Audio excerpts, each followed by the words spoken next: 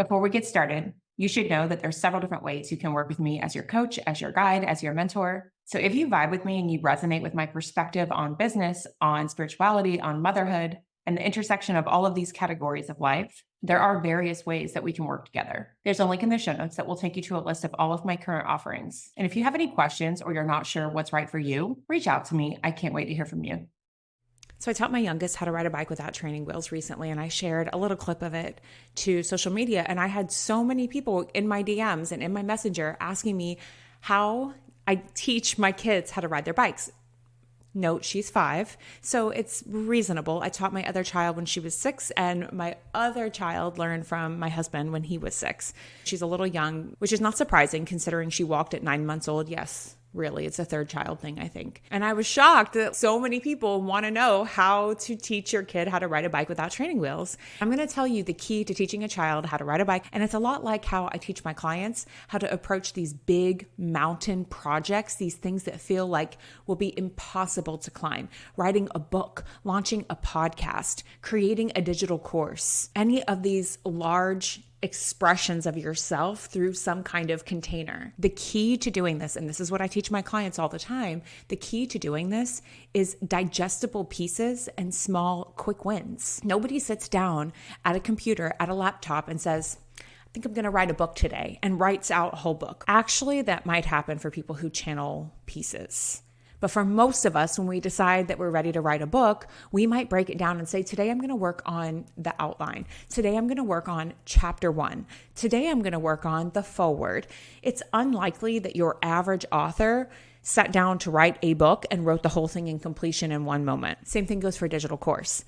It's probably unlikely, and I have worked with literally hundreds of people who have created digital courses over the last 5 years. And same goes. It's very slim. I actually don't think I've ever met somebody who sits down and is like, today I'm going to create a digital course, and from start to finish puts a digital course out into the world. Same thing with podcasting.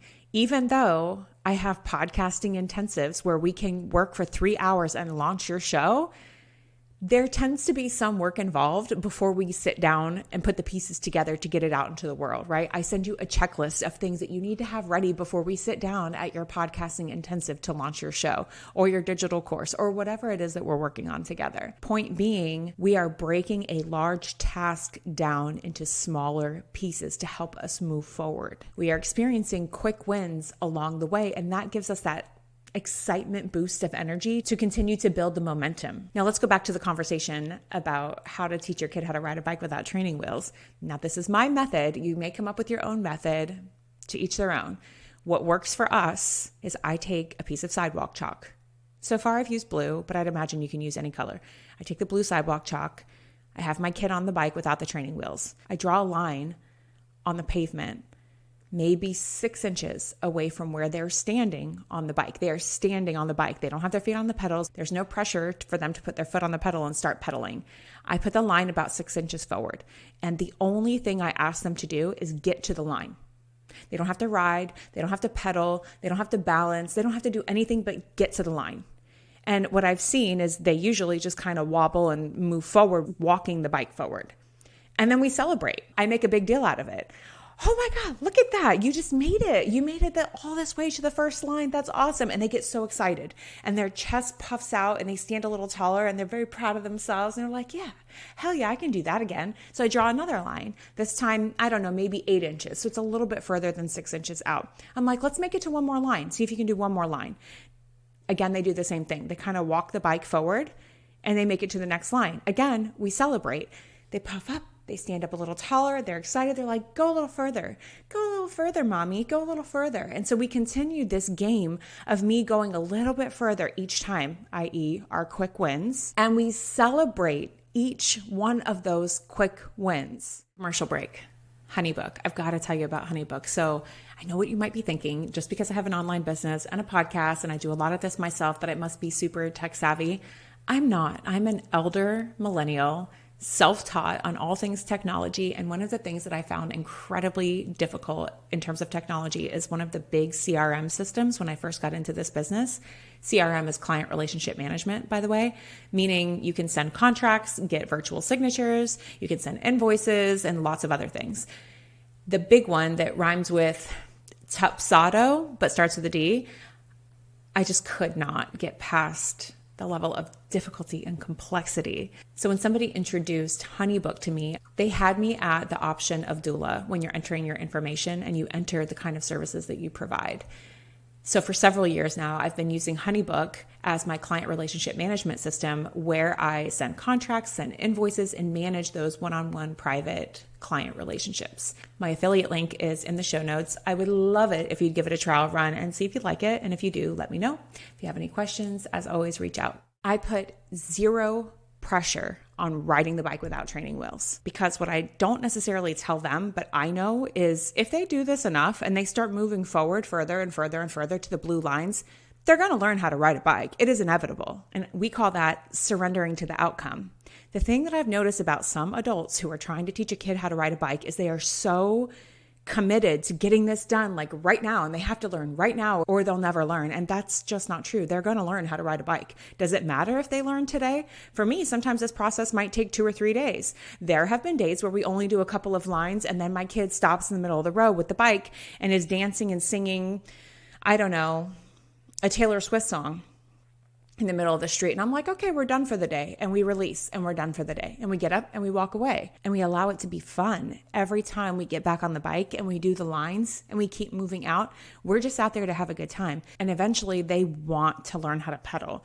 They want to learn how to push forward a little bit further, because all of this celebration, all of this excitement energy is really building them up to where they want to do this. And there's no pressure, because I don't really care if they learn how to ride a bike today. They will be fine if they don't learn how to ride a bike today. And the same thing goes when you're creating a course, a book, a podcast. It doesn't really matter if you get it done immediately and right now. When they're ready to start pedaling, when they're ready to start trying to balance, when they're ready to start doing those things, then we start to bring a little bit of other strategy into play, where I'm like, okay, find your push forward pedal. And they start to learn where to put their feet on the pedal so that they have one foot on the ground and one foot on the pedal that's higher up, right? That they'll put that foot on the higher up pedal and push it forward.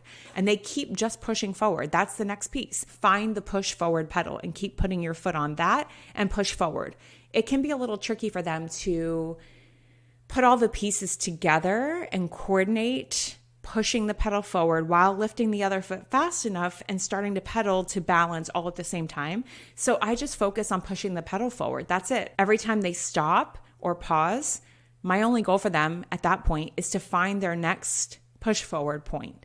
And we practice that over and over and over again. And we celebrate all of the quick wins. But what's happening is we're building these skills on top of each other. So that first layer, when they were just walking the bike to try to get closer and closer to the lines, they were building the confidence of even being on a bicycle without having training wheels on it. And they were working on their balance at the same time, even though they were just walking the bike. And then we start to add on the skill of finding the push forward pedal while they had already mastered the skill of walking with a little bit of balance. And then when they're ready to add on and go to the next step, they start learning how to put the back foot, the second foot on, and start pedaling. So they learn how to get that back foot on, but then they don't always start pedaling fast enough. So the bike kind of stops, because if you're not pedaling, the bike stops.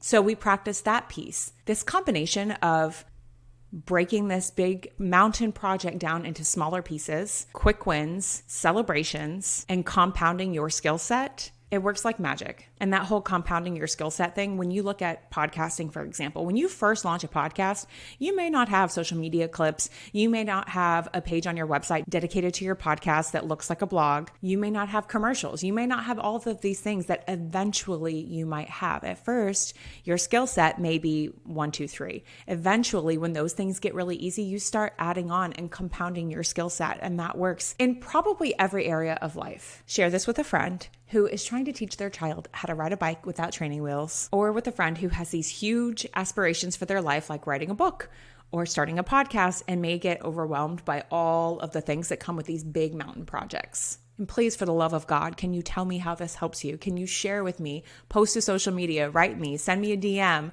Let me know if this is helpful and how it's working for you.